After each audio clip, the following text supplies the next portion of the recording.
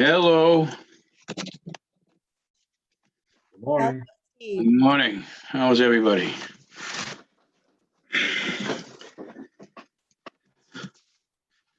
Can you all hear me? You can unmute yourselves. Good morning. Yeah, we can hear you. Good Excellent. morning. Good morning. We just have a little more coffee. Yeah. All right. So the class, as it says, is working with builders. And a couple other things we want to do here is how you find the land to work with builders, what to expect when working with a builder.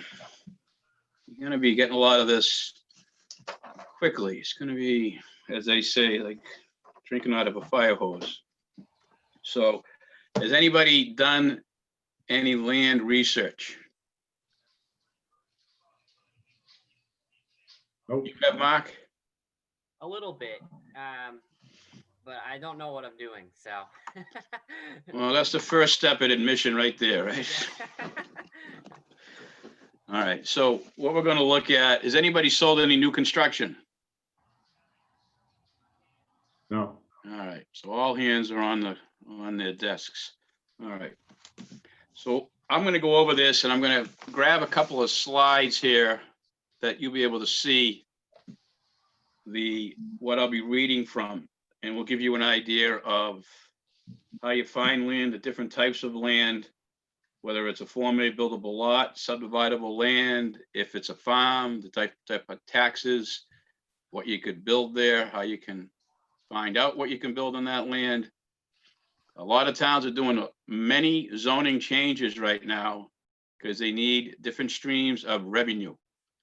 So as you all know, if you own a home, you can watch your tax bill go up, even if there's a problem with a possible, I'm not saying that's happened, but in a recession, the tax bill can still go up because they change the tax rate versus the assessment. They kind of balance it out to balance their books, they being whatever town you live in. So I am going to minimize my screen here, and I'm going to put up something that you'll be able to see. If I lose you, it's because I'm a novice at this part of it. So hang tight.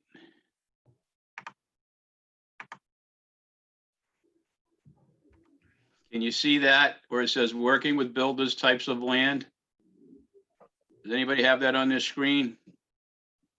No, Steve. You don't have Not it yet. yet? Well, we're gonna have it in a second. You just gotta hit the share screen at the bottom of the Zoom. I can't get back to it yet.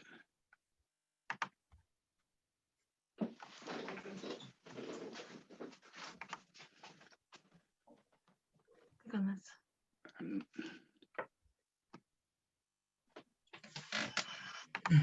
Then this. Oh, here we go. So that I'm getting some helpful hints here. And then I have to minimize it again. and then hit. Should you go to share? Share what though? It's So not that there. they can see your screen, and then you can go into it. So.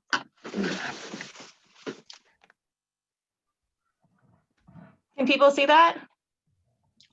You got it now? Yep. Okay. My trusty assistant, don't go far. I'm listening. All right. Better have a can with a string for this. All right. So can you read what is in front of you? Is it legible for everybody? Yes. All right, so I'm going to give you, and this is what I can say has done the most for me in my career as an agent. And then I was able to get my license to build property, then develop, own, sell, and keep, which is something that I'd like everybody at KW to be able to do, especially if you can own some property. And it's a great stream of revenue, as many agents don't even have a clue about land other than if it has grass, they need to mow it around their house. They don't focus on it. So I'm glad you're here. So the way you can find a buildable lot, and this will bring me to another screen. Where's my trusty assistant? I'm gonna do this, and I'm gonna have a couple, if you can all see what you got here. I'm gonna go into the MLS. You want me to click this one here? Yeah. All right. Sign in again. Yep. And then I'll be able to raise that up. Has anybody ever gone through the MLS on the tools section in the public records? Yes. All right, so I'm just going to use Weymouth as an example. And then there's a section there that will ask for property types. In this instance, I'm just going to click on land if you want to write this down as we go.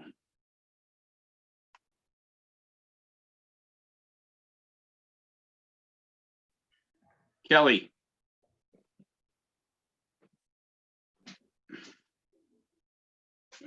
It's giving me a little problem about trying to, let me see if it works that way. There we go. Can you all see what's up on the screen now? Yes. All right. You see the first one, it says 0. Yep. Yep. All right, First Street. To your far right, there's a section. Well, first off, it tells you the street address, the town, and then Weymouth has 4 zip codes, and then tells you the owners. Then it might tell you the date that they purchased it, the last sales price, and then the far right will tell you the type, whether it's residential buildable, residential undevelopable, commercial buildable. It might say potentially developable. This is a good place to start when you're looking for land in itself. Some of this land, if you read it, will say undevelopable. You can do a little research on that. I have found that that's not always 100% correct. It could have been done for tax reasons. I would go to developable first, because that is where you're going to find the best pieces of property. And then if it's just what we call a Form A buildable lot, I'm going to be a little bit all over the place here, and trying to do this in 1 hour could be hard. And I'd be more than happy to do it again in segments, or just to meet with anybody one-on-one if they want to go over how this will work. I'm just looking at Weymouth. Every town has different rules as far as what a buildable lot might be. Weymouth, for instance, has changed in the last couple of years. When I first got in the business, a buildable lot was 15,000 square feet. There are exceptions to that. Then I'd say 20 years ago, thereabouts, they made it 25,000 square foot for a buildable lot. But if you owned that land years back and you didn't own any land on either side of it, it would still, and it was only 15,000 square feet, that lot could be still built upon as a 15,000 square foot lot. You can go as low as 5,000 square feet, excuse me, with 50 foot of frontage by state law, if it was never contiguous parcel with any other pieces around it and you have street frontage. Does everybody get a grip on that? This is why a lot of agents don't get involved, because there's a lot behind it. But once you learn it, it's very simple. It's real simple. My suggestion is that if you have a particular town you want to look for land in, then you want to get the zoning book from that town, whether you buy it from the clerk and have it so you can read it like a book, or if you go online and download it. All towns are different. Quincy has smaller lots and you can put on more units. Where in Weymouth, they've changed some of their zoning. I don't know how many people still get the paper. I gotta get a lot of newspapers. I get the town papers every week, and morning paper and evening paper. And when there's any type of zoning changes, it usually makes headlines. So Weymouth just changed Route 53, part of Washington Street, part of 3A, and part of 18. So if you drive up 18 right now, you'll see when you get closer to South Weymouth, you go over the bridge they've been working on for the past year and a half. on the left-hand side, they're putting up a big apartment complex. That was because of zoning changes in the town. There's a putt-putt little golf course on the right-hand side. That's also been sold, and there's gonna be apartments built there. So what the town's trying to do is take some of the parcels that, I don't want to say were obsolete, but were kind of built out for what they could be done for. And now they're giving the owners the ability to do more on those parcels, so they get a bigger revenue coming into the town. That way, it's the idea that they don't have to keep going up on the residents that are here now. They'll bring more in, which should mean more commerce in the town for restaurants, stores, barber shops, whatever it might be, by having people living in those areas. You'll see the same thing happening on Route 58. They have a overlay, they call these overlay districts. So it was zoned for previously, you can still use it for that, or you can add more units to it. Holbrook's the same way. You can see what's going on in downtown Quincy. The other, Abington has an overlay district in it. A lot of this came about right where our office is in Braintree. That was an overlay district. If you look that up online, which you can, you could just Google it, and Braintree, Weymouth, you could even go on the Braintree town website, and there's a section about zoning just for Braintree, Weymouth Landing. As you see how many, I think there's 200 plus units in this building where we're at. And there's probably parking for about 50 of them. And the reason being is we're right next to the T-stop. So it's called a transit overlay district. There's the building that's being built to the right of us. There's a small restaurant that the owner didn't want to sell out that little block. And to the right of that, on the corner of Commercial Street, down the landing, they're putting up 80 units right there with commercial on the first floor. The reason they went to 80 units is they hit a benchmark where the state now puts up some money for infraction work out front. So, and that happened to do where they open up that brook. A lot of information you probably won't need, but it's just things that you learn from the overlay districts. So getting back to a Form A buildable lot means it's buildable the way it is. You don't have to subdivide it. It meets all the criterias, whether it be frontage and the size of the lot. You do have to look at setbacks from when the house gets put on there, but that's more for the builder to look at. As far as what a builder needs from you is the value of the lot. And then they need to know what size house they might want to build on there and what they can get for that house when they sell it. So that's a key component. The sales end, what the value is to put on the market is very key, because that will dictate what they may want to pay for the land. Land costs will dictate the size of the house they need to build to make some kind of money. They have to look at what's around you as far as other homes that might be close to this particular lot. Any questions so far? You can test me, I'm ready for it. Do you share the comps with them? Is that how you, is there like more formal way to do it?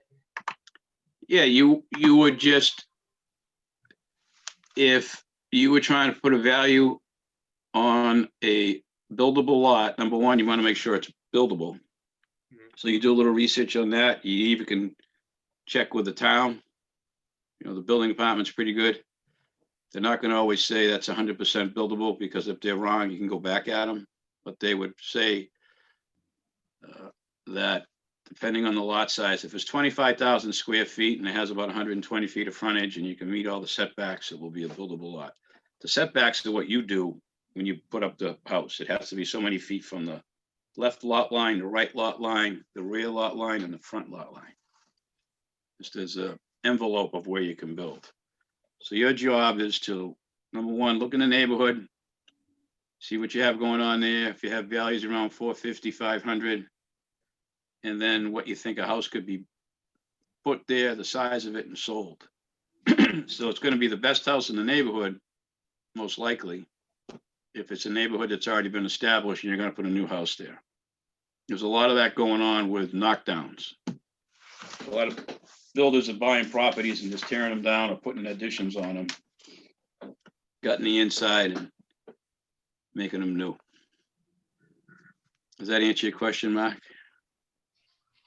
Yeah. Thank you. Okay.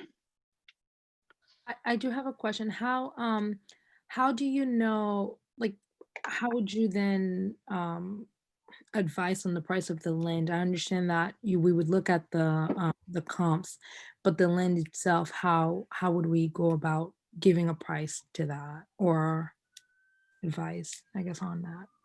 You can do it the same way you do with a house. You can see what some lots have sold for. Okay. So for instance, if you're looking at lots that are selling in a subdivision and all the houses are 2,500 to 3,000 square feet, then maybe those lots are selling for 250 right now, possibly a little more. Okay. But if you're looking at just one Form A lot, depending on that neighborhood, will dictate what the value is. So it might not be the 250 because the houses around you could be 1,800 square feet, 1,500 square feet. They might be 50-year-old ranches built right after, or even older, 60 years old, built after World War II, or some capes, small colonials. That's when it gets, I don't want to call it tricky, but you just have to be safe. Okay. And then the builders make their own decisions on what they want to do. Got it. Some of these guys are spending a lot of money because they need to eat, basically, and they want to build a house. There's everybody. The cost for lumber is always the same for the most part for all the builders. The cost for materials, it's what they can build it for and what they may put in inside, let's say for kitchens. Right now, it should be a better than a builder's grade for kitchen, probably all granite, lots of hardwoods. And then you might put some extras in there as far as what the trim looks like, the style of the layout, cathedral ceilings. It all makes a difference. Okay. I have a Steve, question. Go ahead. I'll jump in. Hey, Steve, Brian Coffey. Quick Hi, question. I know Brian. you've done some with multifamily lately. Can you talk quickly, and if this isn't the forum, let me know, about cost to build, say, maybe a 4-unit multifamily versus buying a 4-unit? What is the difference in cost per square foot? I would say that if you go to build, see when you get to the 4s, actually when you get to 3, you now have to have a sprinkler system. Yeah. So you got to look at that, which I've run into in the last. I just finishing a 4-unit in Hanover, and the reason I bought that piece of land was for a 4 and a 2. I paid more money on what was there, and I had to tear some buildings down because I was doing a 1031 exchange. Yep. And I did not want to basically give the government that money that I would have made in capital gains. So I just moved it over to buy the land so I wouldn't have to pay. And then I used up the money during construction, and you have to do it all in a certain time frame. Okay. So that property needs sprinklers, and lo and behold, they made me put a ramp in for handicap. But I don't have any handicap people in there. I still had to put a ramp in. Okay. I'm doing that now. So to give you an exact, it can move around a little bit, but you're probably about 150 to 175 maybe to build it. Okay. Now, if I sold a 2-family for, I thought was huge amount of money, over 700,000. I built it in 94. And I think you could build for less for a 2-family than that amount of money. But Quincy is so hot that what families are doing are just buying these multis and living on both sides now. 2 families you can't purchase it properly to try to rent both the units. You might purchase it to live on one side and rent the other, or it could be all family. It's just, it doesn't make sense now as far as the values they have over. Okay. Some of this, it's just, you're looking at 4 families for over $1 million. Yeah, it's crazy. It is What do you crazy. figure a sprinkler system on a 4-unit cost? Is it 70 grand, 100 grand? No. I gotta look at my books and find out what the last one was. Give me a second. Kelly, You don't have to do it now to either. no, when we talk, maybe she can look it up and see what the Okay. final, we're not, you wanna see what the 1456 Hanover Street, what the bid was for the, you may not have it when you start it, but it might be in the box for the sprinkler system. But it's, there's always, it usually is the bid. And then sometimes it depends on, like the town of Hanover, I had to pay him, which I didn't expect, it was close to $15,000 just to hook up to water. To the meter, yeah. It's crazy. Yeah, the meter's 175. It's everything else, just so they can fill their coffers, but Yep. every town's different. Holbrook, I have a single family going up, it's $450. It's nothing. Yep. No, so that's why I say materials are the same. It's the town costs that vary in values between towns. Holbrook is, you get $550 for a raised ranch, a nice one. And then in Braintree, you might get 700 and change for that house, or 625. Right. Thank you. Sprinkler system, All right, just so you know, but that's for a bunch of stuff. it was $22,500.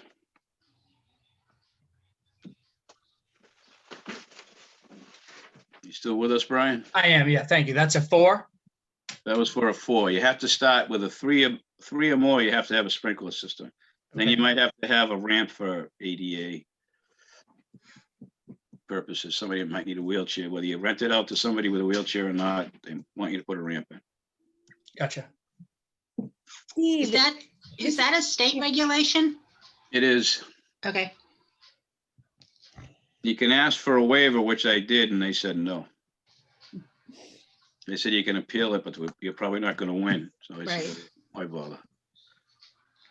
hi, Steve, this is Tasia. I was wondering, Hello, what is the most value as a Realtor that we can give to a builder? you, What do you well, think? number one, you're finding them the property, and a builder wants as much property as he can. Having a couple lots ahead of them is just like having groceries in the cupboards, and it gives them some place to go and build. They always have to have that to keep going. They need to build to make some kind of money, especially the guys that build single families or guys that flip. And I say guys, men and women, whoever they may be, that are either building from the ground up or tearing down or putting second levels on. A lot of those houses off of Common Street in Braintree, down in that area, they're what we call either slab ranches, California style ranches. They don't have basements, and they're putting second levels on them, and they're making some pretty good money by doing it. So if you see one of those come up for 350 to 400, it's probably going to be purchased by a builder. Mr. Zeboski, I have a question about, You're really going places saying, Mr. Zeboski, you're the best so far. I have a builder who wants to potentially in a residential area to tear down a single family and put up a duplex. What restrictions or what covenants would I have to go through to be able to ensure that we're not, violating any of the code with the builders and the town for that matter? You will, to speak for experience, some towns, there was the house I'm constructing now in Holbrook. I took a house down that was there and I wasn't using the same footprint. So they asked me to go to the zoning board to get the okay. The lot size was undersized compared to today's standards, but it was fine when it was built. So every town's a little different. Some people, there are the ones under assumption, like if you're tearing a house down and you can meet the setbacks, there's no reason you should go to the zoning board of appeals. It should be just a finding and somebody could just the building department should be able to do that. So towns are starting to get away from that, so they don't have to go to ZBA. So your case is you want to talk to somebody at the building department to make sure you can remove it and build another house in its place. Now, the house that is there might be, the building envelope or the size of the house might not meet the setbacks from left side, right side, front and rear. So you have to make sure that if your guy thinks he's going to build back in the same spot, that he has the ability to do that. He might have to shrink the house because he has to meet those setbacks, or maybe the house is farther in and he can make a bigger house out of it. Needham, I mean, they're tearing houses down, they buy for 600,000 out there and put up these monsters, which a lot of people get upset about because it takes up the whole lot. There's not much grass around them. What town are you looking at? I'm looking at Dedham, potentially in the Norfolk area.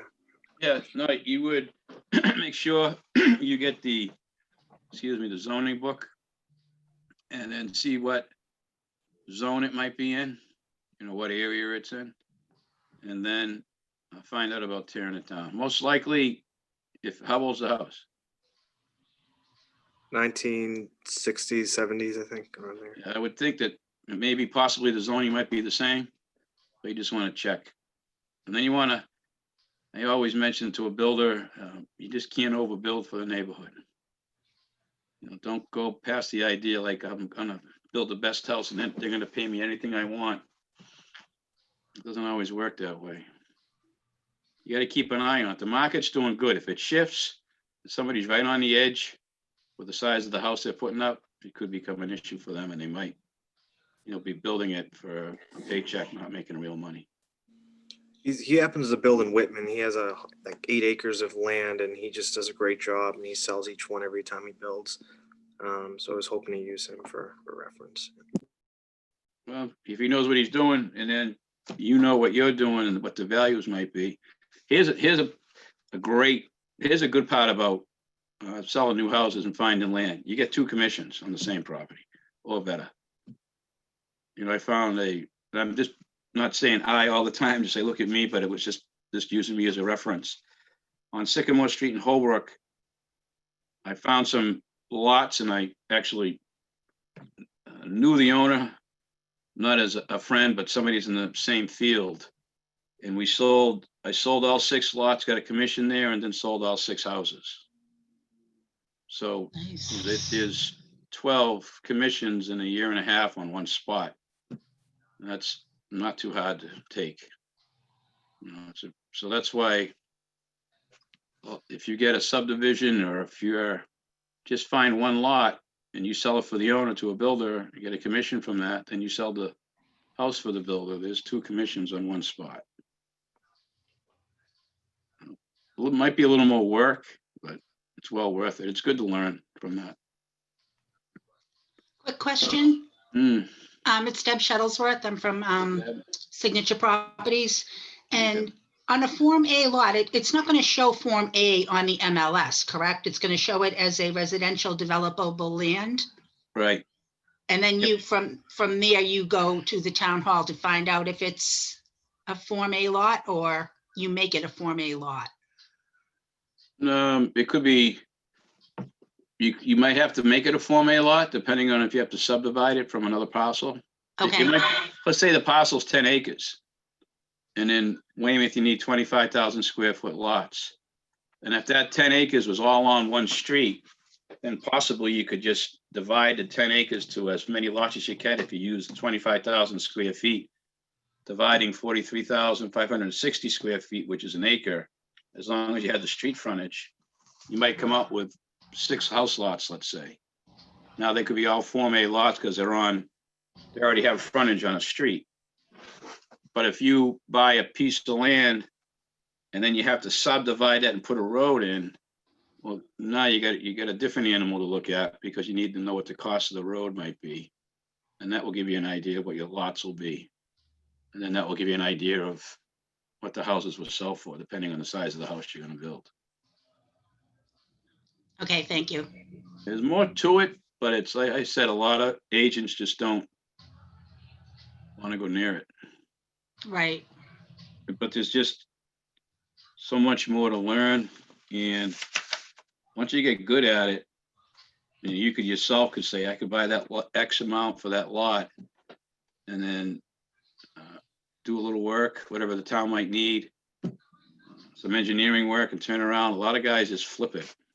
They'll get everything ready and they just sell it.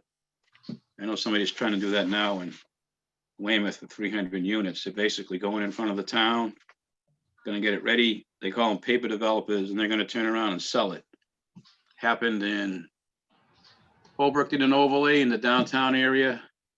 Fella bought different parcels, put them together, turned around, sold it to a nonprofit. I think he made 800,000. It took him maybe 3 to 4 years, but at $200,000 a year, plus he's doing something else at the same time, it's good, real money. So he purchased the lots and then combined them, He purchased the land in a certain area. right?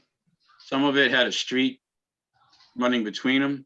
Right, But what he was able to do is go through the town, get the okay to have, it was for a 55 or over community, really just a building. I think it was 4 levels with parking, a little bit of green area.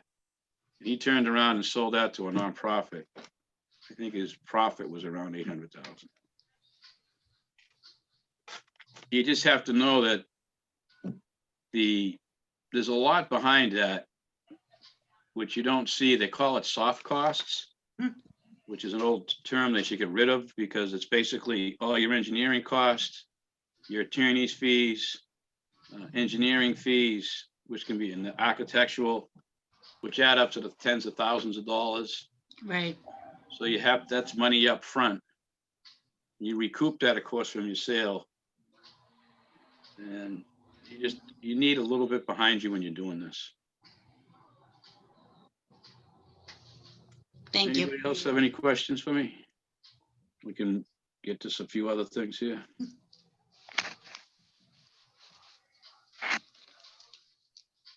How about to start with is where you're gonna find the land.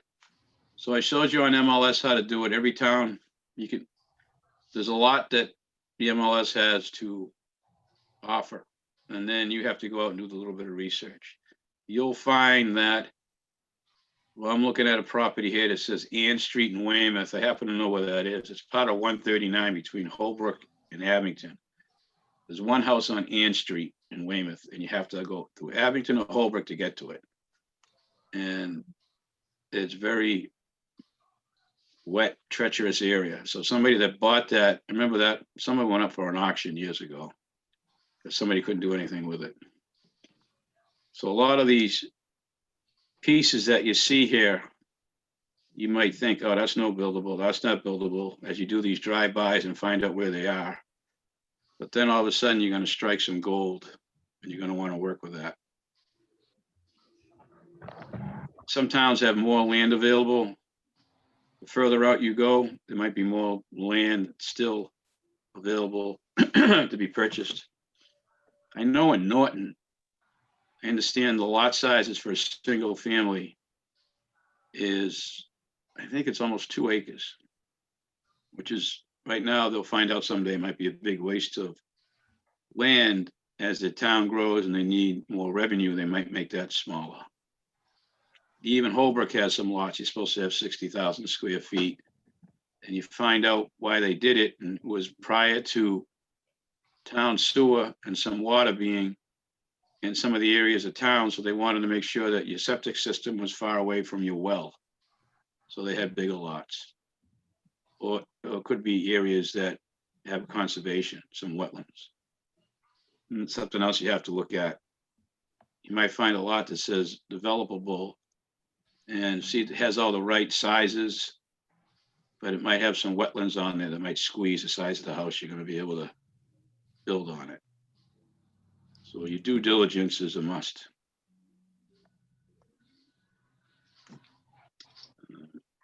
Steve, when you go to the town, are you talking to anyone in particular? It seems like every time I come across an opportunity, you go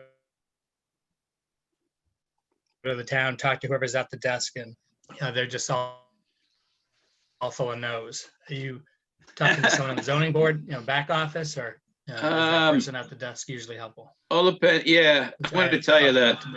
would be. What was the last part, Brian? I missed part what you said. What was the last part? Sorry, my connection's a little unstable here. Yeah. When you go to the town and talk to whoever's at the desk, are you working with them, or are you talking to someone maybe back office, like zoning board of appeals or something? It seems like every time I go to talk to someone, they're just all full of, no's and can't be done and stuff like that. Yeah, I'm gonna tell you that some towns are better at it than others. Some towns, they never want to be definitive, then they really need to know if the lot's been talked about before or where it may be. I'll use for Holbrook for an example. They don't have a planning department. They don't have a town engineer. It's a small town. So it's usually goes to the building department. And you talk to that fellow there, and if he doesn't know the land too well, he might say it is or it isn't. It might not be buildable for what he could see. But if you go out there and flag it, you might find enough area of uplands that you can build on it. So start with the building department, the building commissioner. In Weymouth, I've always felt them to be pretty good.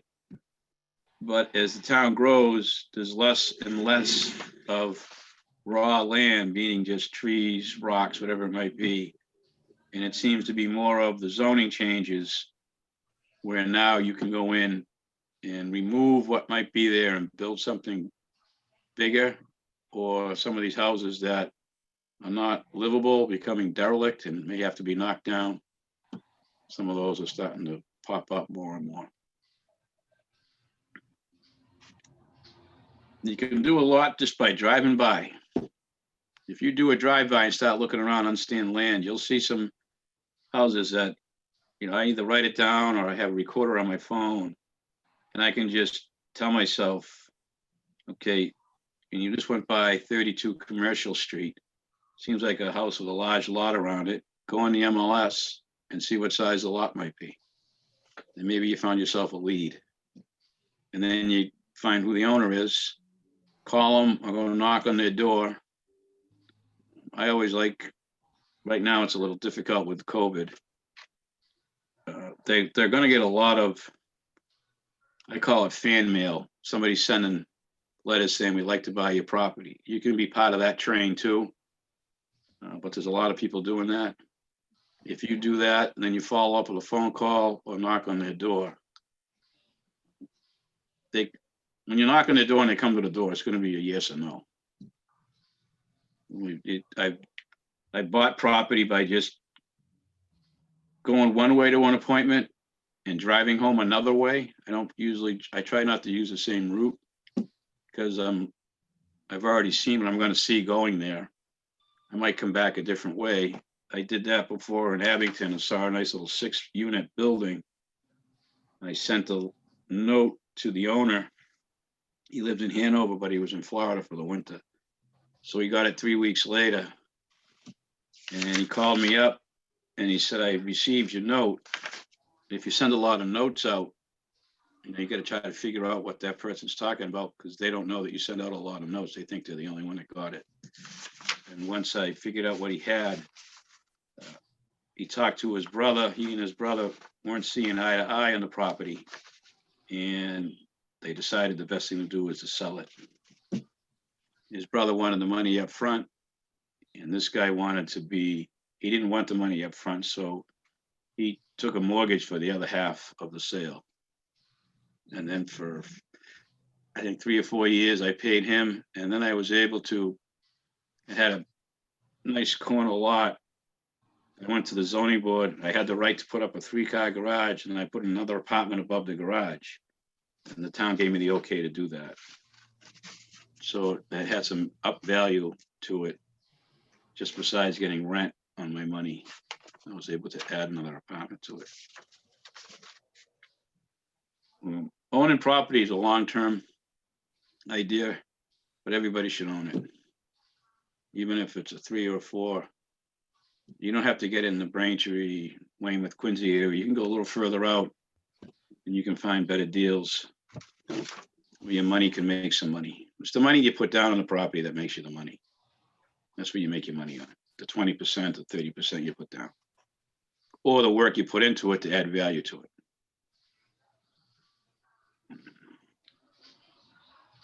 Hey, Steve, Mr. I Zeboski. see a lot of addresses that have a 0 as a number. Yeah, What does that mean? Does that mean it's off street or? no, it just means that they don't have an address yet. Okay, It's not like 2 or 3 Ann Street, let's say. Some of these, like if you look on Bonds Ave, that's what that area used to be the Pine, what'd they call that? It was in Weymouth down the backside of now, which is Union Point. Used to be like the Pine Grove area. A lot of dirt roads are in there. Then they redeveloped it and they paved a lot of the streets. The town got some grant money from the state, which opened up some of these properties. So some people that own land down there, it might be to a house that they already had. So some of them, when you look at it, may not have the right amount of area, or it could be a buildable lot. okay. Like Avalon's that's a big apartment complex where Avalon is. And I'm not scrolling down, I'm just taking a look at what's there. Beam Street, see those are up where it says L-Star Southfield. That's not, that's Union Point, they changed the name. Beaches Street, it says FX Messina, you know, I've seen that lot. It says it's a residential lot. And it says developable, but if you go down there, I think there's a creek that runs through part of it. And if it was buildable, that fellow Messina would have built on it. Same thing with Belgrade, Ryder Development. He does a lot in the town. If that was buildable, I think he would have built on it by now. So you have to do some research. I always personally like doing the research on it. So that Hannafin, I think that's Biscayne Ave is behind the shop he has off of Liberty Street. I think that's a buildable lot. But it's worth sending out, just make the phone calls. Let's see what else we got for you here. What about historic property? Or That- towns like Easton? Well, that when you say historic, that means there's a structure on it. It has to be a structure on it if it's historical. For the most part, it'll just be non-buildable if it isn't. The town of Easton, I don't know, I haven't done anything in there, but anything historical. Like a lot of towns now, they have it so they want 6 months to a year before you tear it down if it's considered historical. It might be an older building, but not in good shape. And there are some towns that will try to get somebody to come in and take the building down board by board, move it and rebuild it somewhere else. That's just another layer that you have to work with if you get into one of those. Another question, it's Debbie Shuttlesworth again. What about agricultural land or like a farmhouse with a large piece of land? Right now, they're getting taxed very low taxes. If they sell it and somebody goes to develop it, or if they sell it as developable land, they might get back taxed a certain amount of money they have to pay back. But it's a good way to go if you're not going to do anything with your property. And I think there's a criteria you might have to meet. Maybe you can find out they have to sell $1,000 worth of vegetables a year or something like that, or have a couple of cows or sheep out there grazing, and they can save some money. A lot of that goes on in Middleborough. You go down Middleborough off of 105, you see land as far as the eye can see. A lot of it's owned by the Cumberland Farms family when you go down there, but they use that for agricultural, or else the land would be way too much money to hold on to as far as taxes. So if you were thinking of going that route, then the taxes, you were planning on purchasing the farm, but not keeping it agricultural, like eventually subdividing it. So those taxes would have to be, those back taxes paid upon the sale and purchase of the land? I haven't gone through a full purchase of a farm yet. That would be, just look it up online if you want to, because my answer won't be the right answer, because I haven't done it. But I know that if somebody develops something that they own and they had a agricultural taxes on it, which is basically tax relief, Right, they make money on it because they sell off lots, then they have to pay some back taxes, more money than you would have normally would have had to pay. and, but that wouldn't show up in MLS as agricultural land, Oh, it correct? might show up as that, yeah. It might, okay, Yeah, go down and you go to Middleborough and do what we just did. Go under the land searches in Middleborough and you'll find some down there. oh, okay. There's And then- acreage down there. If you go on MLS just to see land for sale, Mm-hmm, there's, I think down there, somebody was trying to sell 1,200 acres of land, so one parcel. There's a lot of property for sale in Middleborough, okay, land. The land use is huge. If you can put up, instead of one house, that's why I say there's different zoning in different areas of towns. So if you go down Route 53, Washington Street, I'm just using 18, you look at that apartment building that's going up, that probably sold for a huge amount of money versus what it was worth before they had the overlay zoning. Somebody came out there hitting a home run just because there was a Kathmandu, I think it was called, a little restaurant. right, Main Street, yeah, Yeah, Main Street. And then there was Yeah. another place there that I believe sold granite countertops, that it was right, a defunct gas station that was sitting there forever, yes, a little Cape style house. So they all got together and somebody scooped that up. Those people, just by being there, hit a grand slam, took their money, went somewhere else. Keep an eye on the overlays. There's money in those areas. okay. And that you would get the maps at the town hall, correct? You can probably get it online. I can show you. Sit tight as I sneak away here for a second.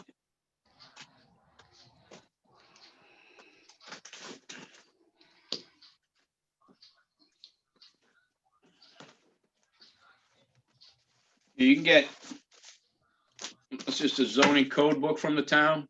Okay, You can see if the clerk has that, but a lot of the times they just will tell you to look online. I just happen to like having it in front of me Right. that way so I can spread it out. right, And then they have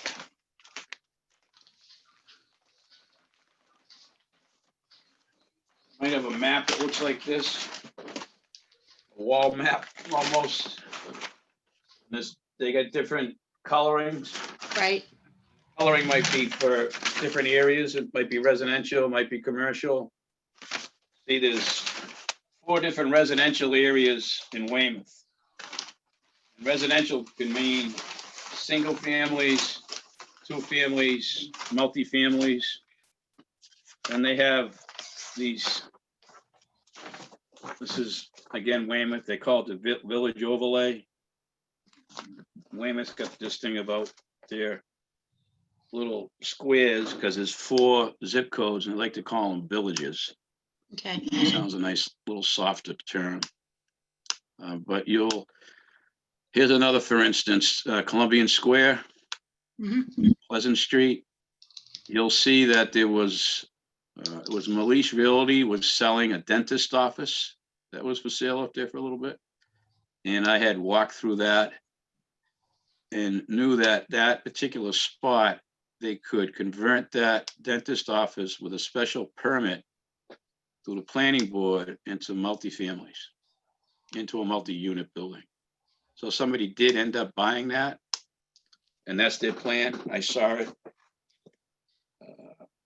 Again, under the legal section of the Weymouth News, that person was gonna go and try to get that to become a multifamily. But keep in mind that the town made that overlay for that area, so people, developers would do that, because that's where they want people to be to support the shops that are there on the street. Okay, So, and there's another building right beside it, but they want too much money for it, the old Cross Insurance Building.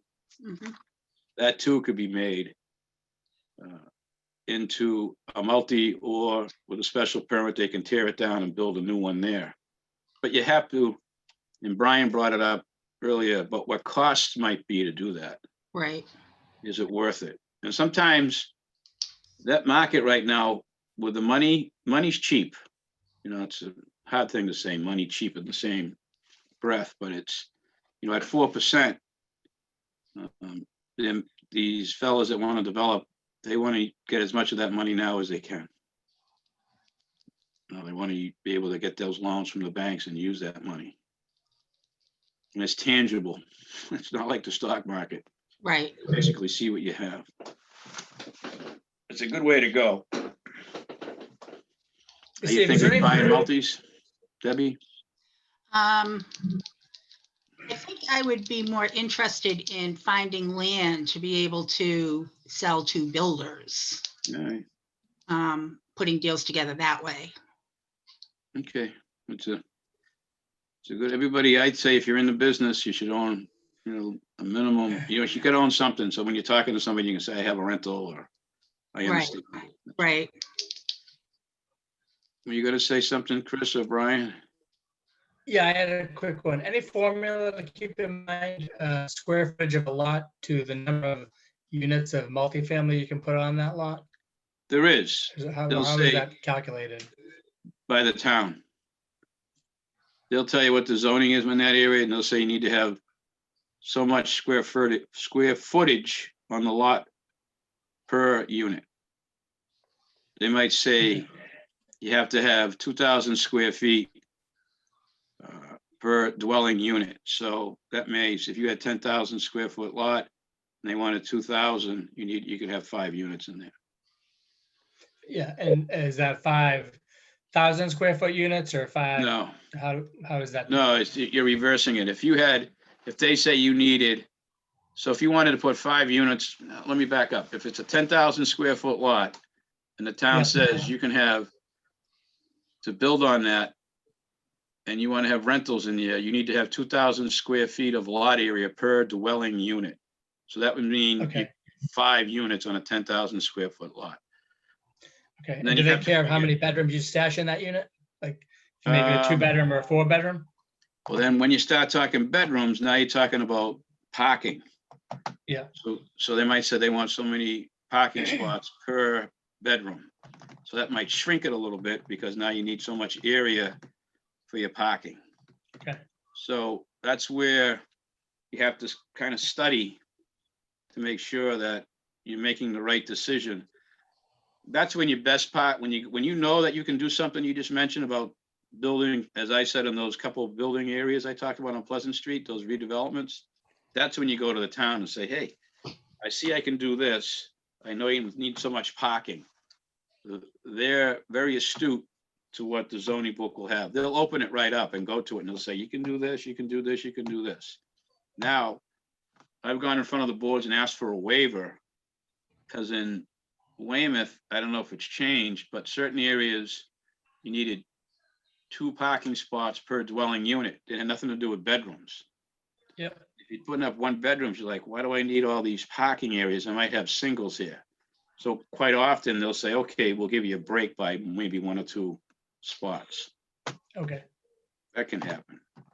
They don't like as much asphalt as they used to. Right. You know, they're getting sick of, so you go by some of these places, you'll see all this parking area, and nobody is there, but the buildings are full. Yep. They're trying to get rid of that. It's solar glare, and they got all kinds of terms now. It's going in a better direction for developers in a lot of areas, which means it's better for us as Sure. realtors. There's a lot you can accomplish. This is a great way to go. I mean, we've only talked a little bit about what this is, but this is, you can make a lot of money and then you can find some deals for yourselves. Thank you.